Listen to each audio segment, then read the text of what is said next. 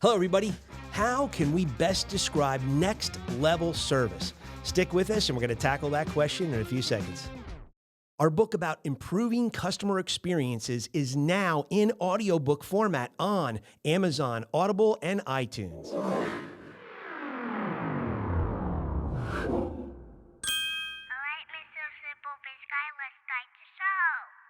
Hello, everybody. Jeff Mason, your host of SimpleBiz360 podcast. SimpleBiz360.com is our home, and we are on YouTube, Gab TV, IGTV, and 28 audio platforms. Today, we're going to be looking at want, need, and deserve. If you see this memory trigger canvas behind me, it's got S2D. That means it's serve to deserve. So we're going to be talking about this next level service. But first we got to look at want. So let's just take a look at want. We can't always provide it. I mean, customers want things. We just can't always do that provision. But sometimes it is a connector to bigger market share if we can address it. Take a look at Frank Perdue. I love what he says in his book. He says, we're in the business of figuring out what customers want before they know they want it. Now, how cool is that, right? And that got him a lot of extra market share. So sometimes it is a connector that we can, tap into. Sometimes the request is unreasonable. Hey, I need that container of polos shipped to me in 4.5 months. Well, I'm sorry, that process takes 6 months. I can't get boats to go faster. I can't get, fabric to be knitted quicker. I just can't, we can't make those things happen. And then sometimes, the want, it's actually predictable. I mean, we can look at history and the repetitive nature of transactions and go, you know what? We understand what customers want. Just from our history, we've been missing the boat on some of this. So maybe you can rekindle and retailer your want, right? Well, let's take a look at need. Usually has a strong connection to price of admission, right? I mean, you're a restaurant, you're a breakfast restaurant, you serve breakfast food. You pretty much have to serve breakfast food to make sure, somebody gets full when they're done eating, right? So, it's kind of a need, right? Well, we can't always provide it. Maybe they want a certain kind of breakfast food that you don't offer. And then sometimes we do have to say goodbye to a customer. We do have to lose a customer because we can't provide that need. Somebody else, another vendor, is better equipped to do that. And sometimes we just have to wave the white flag and say, here's who I think you should use.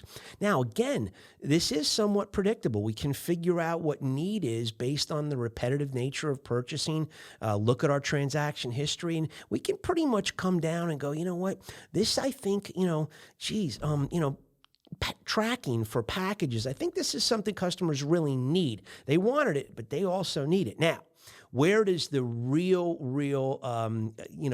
just great piece of information come into play here? It is the deserve portion. And that is where if you can tailor your products and services to where you get to the customer before they get to you, you answer their questions before they even ask you. And how do you do this? You do this because, you've been through enough battles, you've been through enough transactions, you've been through enough customer feedback, you've been through enough issue resolution processes that you understand how to give customers what they deserve. Right now, you got a problem. Do you tell customers what they want to hear? So many people do. They want to just appeal to that process of telling the customer what they want to hear. But you know what? Even with bad news, we have to tell the customers what they deserve to hear, not what they want, right? Look at Wes Cantrell in his episode 158 interview. He talked about Toshiba getting ranked number 9 in the industry and Lanier getting ranked number 1 in the industry when Toshiba made the copiers for Lanier. Why wouldn't they be closer in rank? Because Lanier gave the customers what's called lanyap. They gave the customers that extra. So sometimes this deserve level bakes in that element of we want to give something extra to the customer. But if you really just look at it, it's thinking, it's observing, and it is volunteering.